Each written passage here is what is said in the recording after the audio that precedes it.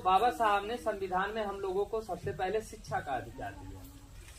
जब हमें शिक्षा का अधिकार मिला, हम स्कूल जाने लगे, हम कॉलेज जाने लगे, हम यूनिवर्सिटी जाने लगे, और जब हम शिक्षित हुए, हमारे पास ज्ञान हुआ, तब हमें नौकरी मिलने लगी। जब संविधान से मिल रहा है ना, आज वही शिक्षा और वही नौकरी, वही संविधान, वही आरक्षण, वही हक अधिकार, सब कुछ आज हम लोग खतरे में डाल चुके हैं। गलती हमारे ही आपकी है। हम किसी को मौका देंगे तो वो तो हमें गुलाम बना ही लेगा। वो रोज काम कर रहा है हमें गुलाम बनाने के लिए, और हम लोग काम नहीं कर पा रहे हैं गुलामी से बचने के लिए। तो गुलाम तो हमें होना है। अगर हम इस तरह की मीटिंग नहीं करेंगे, बैठक नहीं करेंगे, संविधान की चर्चा नहीं करेंगे, सम्मान बचाने की चर्चा नहीं करेंगे, बहन बेटियों की शिक्षा, बच्चों की शिक्षा बचाने की अगर हम बात नहीं करेंगे, तो एक दिन ऐसा आएगा कि हमारी शिक्षा, हमारा सम्मान, हमारी सुरक्षा, हमारा अधिकार, सब कुछ छीन लिया जाएगा। और संविधान बचाने के लिए सभी लोगों को आगे आना होगा, आवाज उठानी होगी, बोलना होगा, जिससे मनुवादी ताकतें जो संविधान बदलने की बात कर रही हैं, उनको डर हो जाए कि हम तो भले से तैयारी कर रहे हैं संविधान बदलने की। अगर हम संविधान बदलेंगे तो देश में ये लोग आंदोलन लड़ेंगे, बाबा साहब को मानने वाले लोग। कम से कम उनको यहाँ तक तो मैसेज जाना चाहिए कि अगर हम संविधान को हाथ लगाएंगे तो देश में जो है, जो बाबा साहब को मानने वाले लोग हैं, जो संविधान को मानने वाले लोग हैं, ये चुप नहीं बैठेंगे। कम से कम इतना तो हम लोगों को आवाज उठाना चाहिए। और पूरे गांव में जो है खबरें नहीं आई है कि संविधान बदलने की तैयारी हो गई है। बात बाहर न जाए, यही गांव तक रहे। नया संविधान भी वो लोग बना लिए हैं। अब इंतजार कर रहे हैं कि जो फ्री का एक खिला रहा हूं मैं इनको, खिलाते खिलाते जिस दिन ये लोग बढ़िया से एकदम पूरे हमारे ऊपर डिपेंड हो जाएंगे, अपना काम धंधा छोड़ के, पढ़ाई वढ़ाई, जिस दिन इनकी शिक्षा छीन लेंगे, एकदम इनको जिस दिन गुलाम बना लेंगे, सबसे पहले इनका पूरा संविधान में बदल देंगे। और तब देखते हैं, आज ये जिनकी बोलने की औकात नहीं थी, जो लोग कहीं बोल नहीं सकते थे, ये समाज आवाज उठा रहा है। फिर देखते हैं संविधान खत्म होने के बाद ये कैसे बोलते हैं। बोल लोगे क्या? बोलना तो चाहोगे लेकिन बोल नहीं पाओगे, आवाज नहीं उठा सकते हो। संविधान की देन है कि यहाँ मीटिंग हो रही है, जो बाबा साहब दे दिए हैं, हम लोग उसी को लेके चले। लेकिन एक चीज आप लोग ये जान जाइए, कितनी संख्या है हमारी इस देश में? 85%। चाहे जिस गांव में आप लोग जाके देख लीजिए, हम ही लोग हैं, बाकी लोग इतना मुट्ठी भर हैं, मुट्ठियों पकड़ लेंगे। तो संविधान कोई बदल नहीं पाएगा। लेकिन इसके लिए हम लोगों को आपस में एकजुट रहना होगा, एक साथ बोलना होगा, नहीं भैया संविधान तो नहीं बदलना चाहिए। हम लोग विरोध करेंगे तभी न हो पाएगा।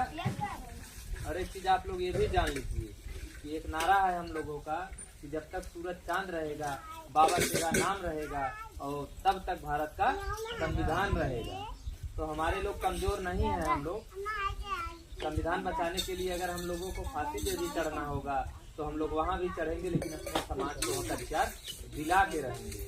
बाबा साहब ने संविधान में हमारे लोगों को जितना हक अधिकार दिया था, आज तक नहीं मिला। क्या हमें पूरा हमारा हक अधिकार मिल गया? नहीं मिला। हमारे गांव में जो है, इस गांव में कितने लोग नौकरी कर रहे हैं बताइए? कितने लोग डीएम एसपी इस गांव के हैं? क्या तो सांसद विधायक हैं इस गांव के?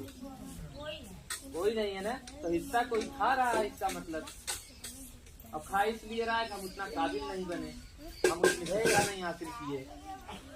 देखिए हमारे पास धन दौलत है नहीं, फैक्ट्री कारखाना है नहीं, हम लोग ठेकेदार के लड़के हैं नहीं। हमारे पास क्या है? बाबा साहब का दिया हुआ संविधान। और उस संविधान की बदौलत हमारे पास शिक्षा है, और उसी शिक्षा के दम से हम इस दुनिया को भी जीत सकते हैं। जीत सकते हैं कि नहीं? शिक्षा के दम से ही इस दुनिया में हम जो चाहें हासिल कर सकते हैं। बाबा साहब के संविधान में इतनी ताकत है कि शिक्षा से आप चाहें तो चांद पे भी जा सकते हैं, आप चाहें तो इस देश के राष्ट्रपति बन सकते हैं, आप चाहें तो इस देश के प्रधानमंत्री बन सकते हैं। जो देश का सबसे बड़ा पद है, वो भी आप संविधान की बदौलत बन सकते हैं। लेकिन उसके लिए आपको पढ़ना होगा। बगैर शिक्षा के हम कुछ भी नहीं कर पाएंगे। हम सब कुछ कर लेते। अगर हमारे घर में भी एक आध विधायक होते, हमारे भी चाचा डीएम होते, हमारे भी घर में सब लोग बड़े बड़े ठेकेदार होते, बड़े बड़े जो कॉन्ट्रैक्टर होते, तो हम जो चाहते वो कर लेते। लेकिन हमारे पास वो चीज नहीं है। हमारे पास क्या है? संविधान है, और उसी संविधान से हमें शिक्षा का अधिकार मिला है, और हम उसी शिक्षा के ताकत से जो चाहे वो कर सकते हैं। और तो कुछ नहीं है ना हम लोगों के पास कि 100-200 बीघा खेत हो, 10-20 बीघा बेच दे तो हम ठेकेदार हो या बड़ा से कोनो बिजनेस पहले कर नहीं सकते ना। नहीं है।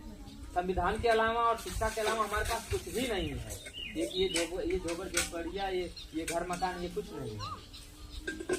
अगर संविधान नहीं रहेगा क्या ये सब रहेगा? बुलडोजर चलवा दिया जाएगा कि जितना पक्का मकान है सबका तोड़वा दो। तो क्या खड़े होकर बुलडोजर सब सोएंगे? एक आदमी सोएगा, मान लीजिए यही सो गए, भैया बुलडोजर नहीं चलने देंगे हम किसी घर के ऊपर।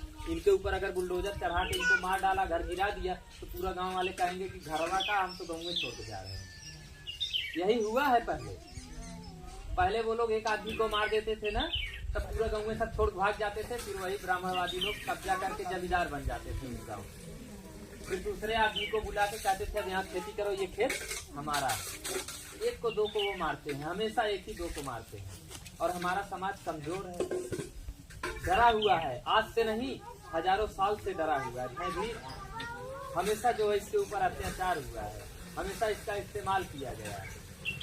तो हम लोगों को फिर से गुलाम नहीं बनना है, इसलिए संविधान बचाना जरूरी है।